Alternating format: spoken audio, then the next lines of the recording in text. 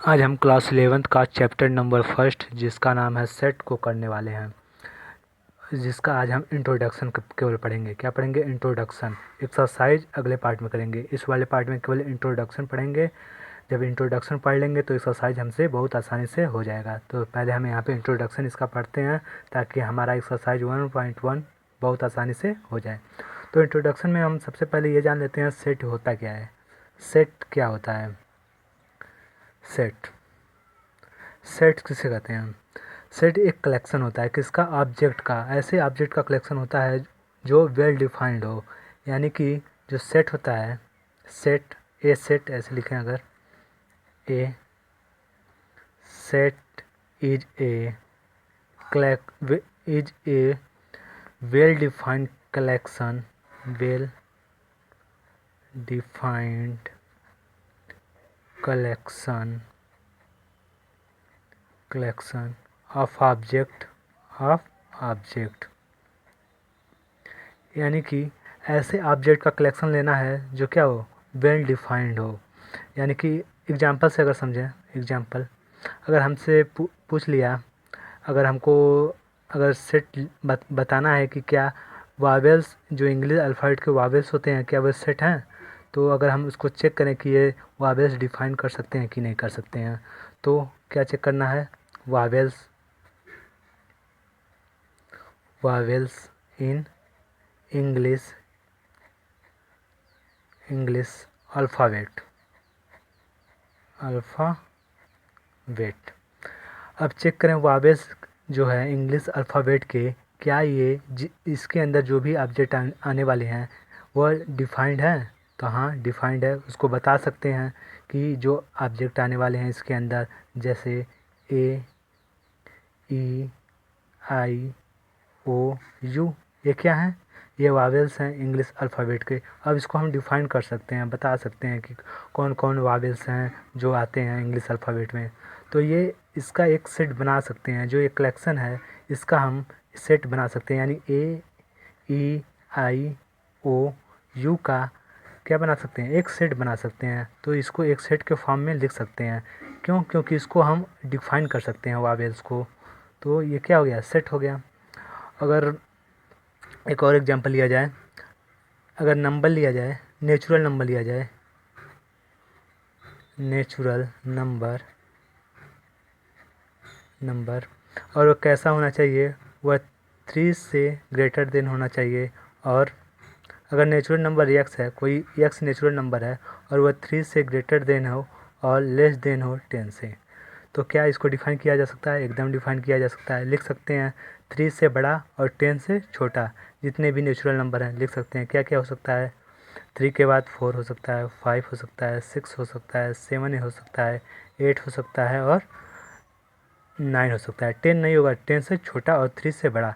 इन सब का एक सेट बना सकते हैं क्योंकि हम इसको डिफाइन कर पा रहे हैं। तो सेट क्या होता है यहाँ पे लिख चुके हैं। Set is a well defined collection of object. Object का एक वेल डिफाइंड कलेक्शन होता है। तो इसको डिफाइन कर सकते हैं 3 से बड़ा और 10 से छोटा जितने भी नेचुरल नंबर हैं सबको लिख सकते हैं। तो इसका एक हम सेट बना सकते हैं।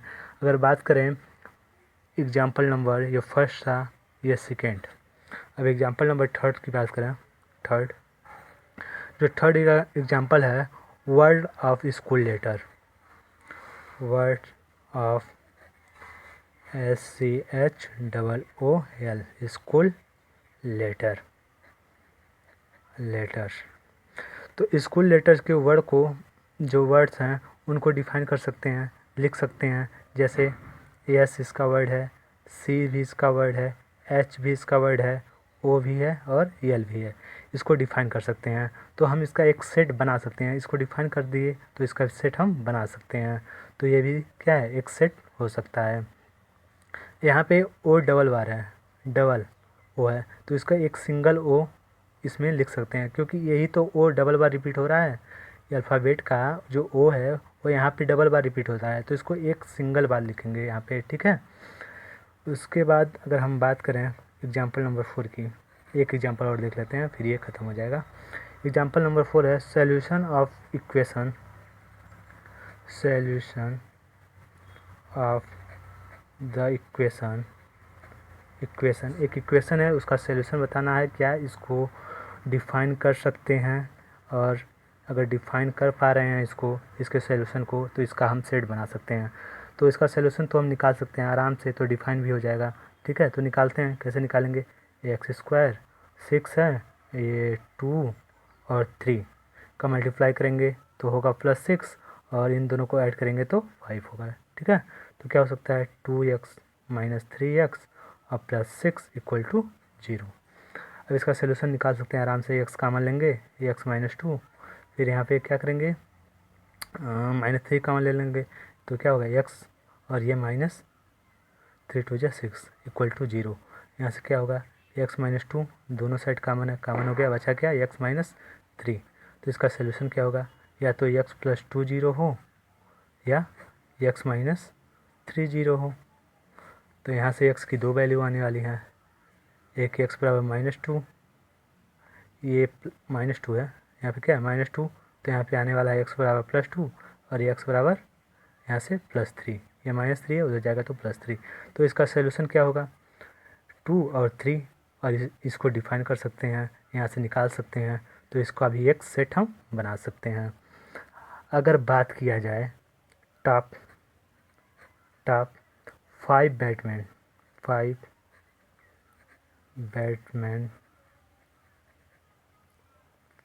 टॉप 5 बैटमैन्स की बात किया जाए, तो इसको हम बता सकते हैं कौन टॉप 5 बैटमैन है।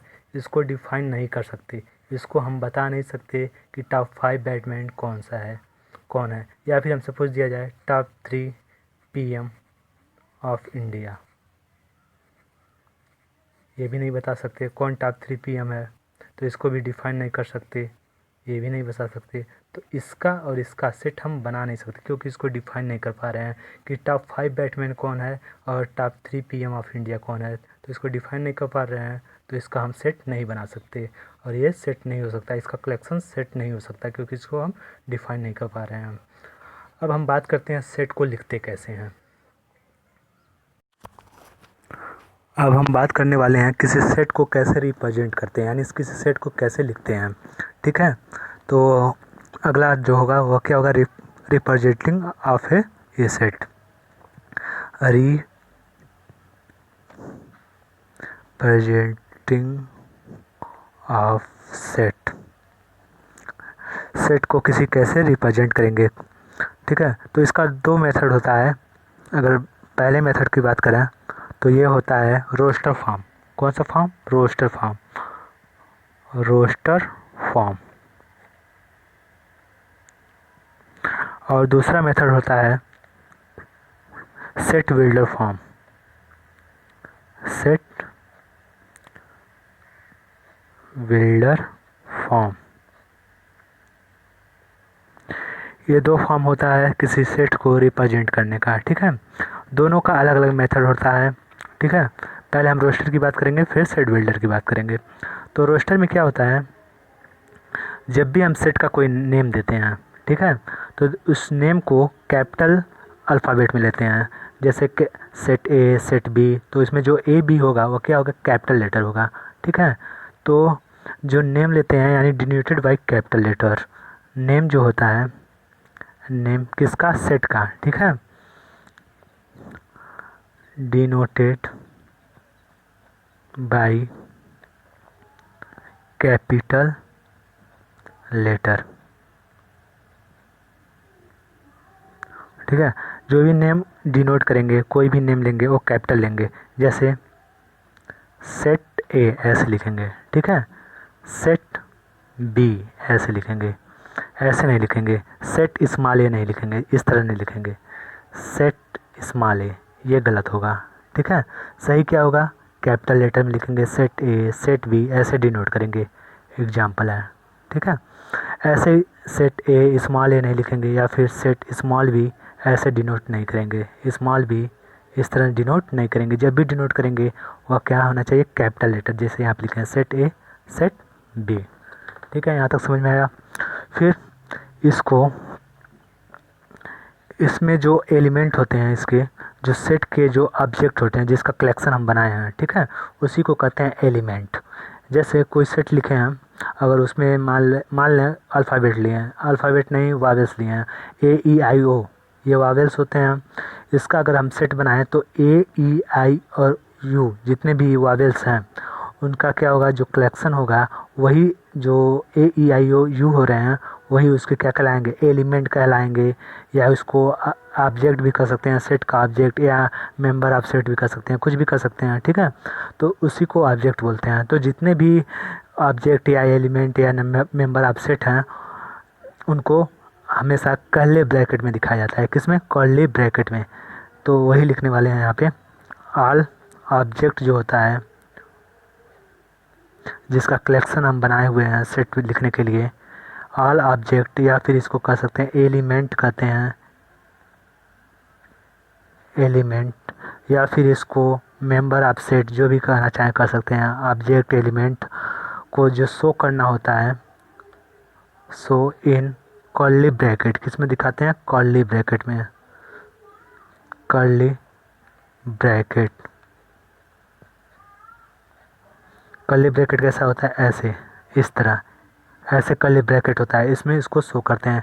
जैसे हमको शो करना है, एग्जांपल शो करना है हमको कोई भी ए ई आई ओ यू, ऐसे लिखेंगे। ये क्या है? ए ई आई ओ यू, ये एलिमेंट हैं। और ये मान लें कोई सेट ए है, कौन सा सेट है? ए। तो इसको रिप्रेजेंट करेंगे कैपिटल ए से, ठीक है। और इसके अंदर कर्ली ब्रैकेट के अंदर जितने भी इसके एलिमेंट होंगे या ऑब्जेक्ट होंगे या जिसका कलेक्शन हम बनाए हुए हैं उनको लिखेंगे। जैसे ए ई आई ओ यू यहाँ पे हम लिख दिए हैं, इन्हीं का कलेक्शन बनाए हुए हैं, यही तो वावेल्स हैं, तो इसको ऐसे लिख देंगे। तो ये हो गया इसका लिखने का तरीका। और एक चीज़ और है, जब भी दो एलिमेंट लिखते हैं, जैसे ए लिखे फिर ई लिखे, तो इसके बीच में कामा ज़रूर लगाते हैं।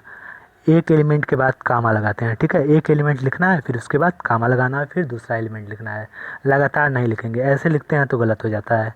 ए ई आई ओ यू, अगर ऐसे लिखते हैं बिना कामा के तो ये गलत है। हर एलिमेंट के बीच में ऐसे ऐसे कामा लगाना पड़ेगा, तब हमारा सही होगा। तभी हम इसको डिफाइन कर पाएंगे कि ए अलग है ई से और आई अलग है यू से, सबको अलग अलग हम बता सकते हैं। नहीं तो ऐसे लिखेंगे तो ये पूरा पूरा ये जितना है वह केवल एक ही एलिमेंट हो जाएगा, एक ही ऑब्जेक्ट हो जाएगा, ठीक है। तो ऐसा हम नहीं लिखेंगे। तो कैसा लिखेंगे? हर एलिमेंट के बीच में कामा ऐसे लगाते चले जाएंगे, ठीक है। और ये हो गया हमारा इस रिप्रेजेंट करने का इसका तरीका। अगर हमको दिखाना है कि जो ए है वह सेट ए का एलिमेंट है तो इसको ऐसे दिखाएंगे, ए एलिमेंट ऑफ सेट ए, ठीक है। ऐसे लिखते हैं A element of set A. ऐसे अगर ये मान लो यहाँ पे हमारा बी है, बी बी, अब हमको बताना है कि ये सेट ए का एलिमेंट है कि नहीं है, नहीं है, तो कैसे लिखेंगे? बी नॉट एलिमेंट, ऐसे ई बनाएंगे इस तरह, उसको ऐसे क्रॉस कर देंगे, not element of set A, ऐसे दिखाएंगे। अगर एलिमेंट है सेट ए में, अगर आ रहा है ए, तो इसको ए एलिमेंट ऑफ सेट ए, या फिर इसको जो ई बनता है इस तरह, इसको हम पढ़ते हैं बिलोंग्स टू। क्या बोलते हैं? Belongs to, belongs to. जो ई है ये वाला, इसको पढ़ते हैं क्या है? Belongs to. तो ऐसे पढ़ेंगे इसको, ए बिलोंग्स टू ए, या फिर ऐसे पढ़ सकते हैं A belongs to set A, ऐसे पढ़ेंगे। फिर या फिर ऐसे कर सकते हैं A element of set A, ऐसे भी कर सकते हैं। इसको क्या पढ़ेंगे? A not belongs to set A, ऐसे पढ़ सकते हैं। या फिर ऐसे पढ़ेंगे A not element of set A, ऐसे कर सकते हैं। किसी भी प्रकार से करें, दोनों का सेंस सेम है, ठीक है। तो जो ई टाइप का ये वाला जो सिंबल होता है उसको कहते हैं बिलोंग्स टू, या एलिमेंट ऑफ भी कर सकते हैं, ठीक है। तो अगर इसमें इस वाले सेट ए में अगर ए आ रहा है तो इसको पढ़ेंगे, ऐसे लिखेंगे ए एलिमेंट ऑफ सेट ए, ठीक है। अगर नहीं आ रहा है, इसमें बी नहीं ना है, इस वाले में बी नहीं है, तो B not element of set A, ऐसे लिखेंगे, ठीक है। अगर होगा तो इसमें ये वाला लिखेंगे, नहीं होगा तो ये वाला लिखेंगे। अब ये पूरा ये सेट रोस्टर फॉर्म हमारा कंप्लीट हो गया। अब रोस्टर फॉर्म में हम कोई भी सेट हम लिख सकते हैं अगर लिखना हो। अब बात करते हैं सेट बिल्डर फॉर्म। ये थोड़ा सा अलग है, इसमें भी जो होता है, जो नेम डिनोट करते हैं, नेम नेम डिनोटेड बाई किस लेटर में, कैपिटल लेटर में, कैपिटल लेटर। इसमें भी नेम को डिनोट करते हैं कैपिटल लेटर, जैसे इसमें डिनोट करते थे, सेट ए कैपिटल में लिखते थे, सेट बी कैपिटल में लिखते थे, इसमें भी ऐसे ही लिखेंगे, सेट ए कैपिटल में लिखेंगे, सेट बी भी कैपिटल में, या भी जो भी नाम देना हो, सेट बी सी डी कोई भी नाम जो भी डिनोट करेंगे वो कैपिटल में देंगे, जैसे इसमें कर रहे थे। और इसमें लिखने का तरीका थोड़ा सा अलग होता है।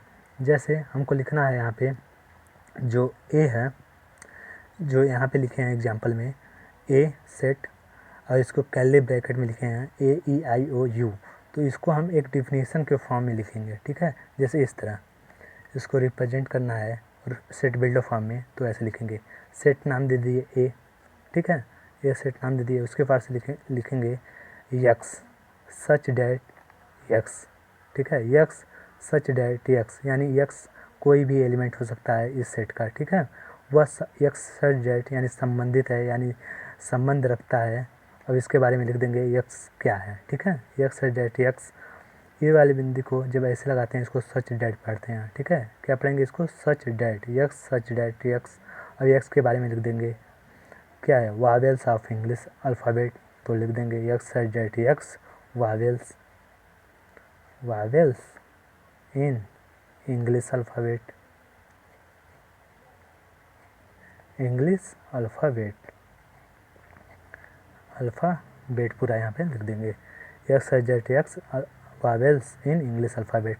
तो ये जो फॉर्म होगा वह रोस्टर फॉर्म होगा, ठीक है, इसमें पूरा डिफिनेशन यहाँ पे दे दिया जाता है। अगर हम कुछ एग्जांपल करें तो इससे क्लियर होगा रोस्टर और ये वाला सेट बिल्डर फॉर्म। ये सेट बिल्डर फॉर्म है, कौन सा फॉर्म है, सेट बिल्डर फॉर्म। अब कुछ एग्जांपल देखते हैं, फिर उसको सेट बिल्डर और रोस्टर फॉर्म दोनों में कन्वर्ट करेंगे। मान लें हमारे पास कोई कलेक्शन है किसी नंबर का, ऐसे लिखा हुआ है 2 1 2 3 4 5, ऐसे कोई नंबर लिखा हुआ है। अब इसको हमको एक बार रोस्टर फॉर्म में लिखेंगे और एक बार सेट बिल्डर फॉर्म में, इसका कलेक्शन करेंगे, फिर सेट बनाएंगे, फिर एक बार रोस्टर फॉर्म में सेट को लिखेंगे, एक बार सेट बिल्डर फॉर्म में। ये हमारा नंबर है, तो हम पहले लिखते हैं रोस्टर फॉर्म में, रोस्टर फॉर्म। रोस्टर फॉर्म में क्या करते हैं, इसका कोई नाम दे देते हैं, कोई सेट का नाम दे देते हैं, मान लें ये सेट ए हो गया, ठीक है, नाम दे दिए सेट ए। अब इसके अंदर एक कर्ली ब्रैकेट बनाएंगे ऐसे पूरा।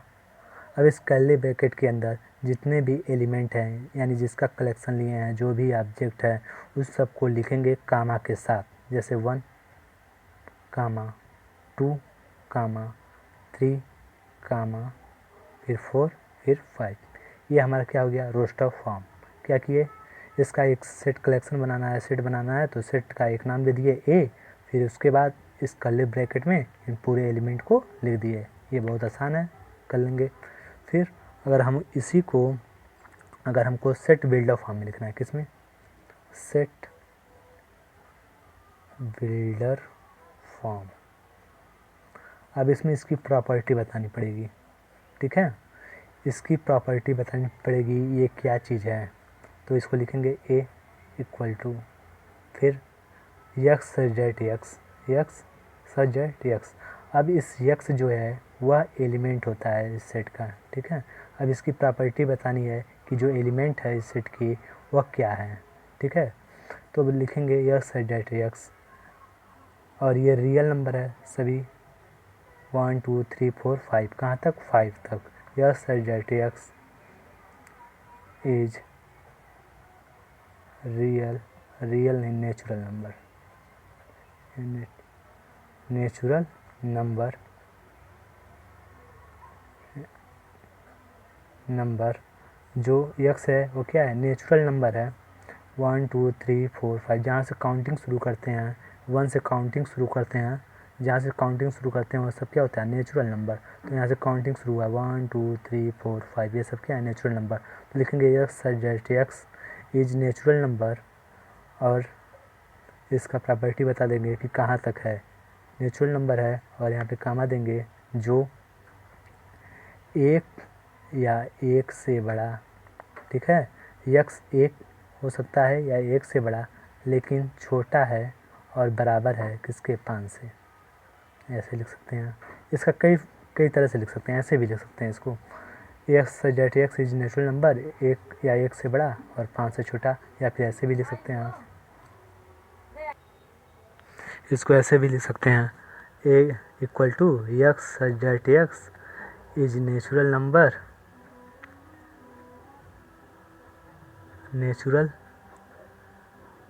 नंबर, और ये यहाँ पे कॉमा लगाएंगे नहीं, x that x natural number है और ये 1 या 1 से बराबर लेकिन 6 से छोटा है, तो 6 से छोटा नेचुरल नंबर क्या होगा, 5 ही होगा। ठीक है, इसमें भी ये कर्ली ब्रैकेट यूज करते हैं दोनों साइड, जैसे इसमें यूज कर रहे थे। ठीक है, और ये दोनों फॉर्म होता है रिप्रेजेंट करने का सेट को।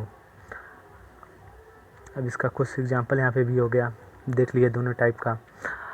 अब हम एक्सरसाइज कर सकते हैं। एक्सरसाइज 1.1 पूरा कर सकते हैं बहुत आसानी से, 5 मिनट के अंदर पूरा एक्सरसाइज हो जाएगा। बहुत छोटा एक्सरसाइज है, छोटा नहीं है लेकिन बहुत आसान एक्सरसाइज है, बस इसी कॉन्सेप्ट पे है।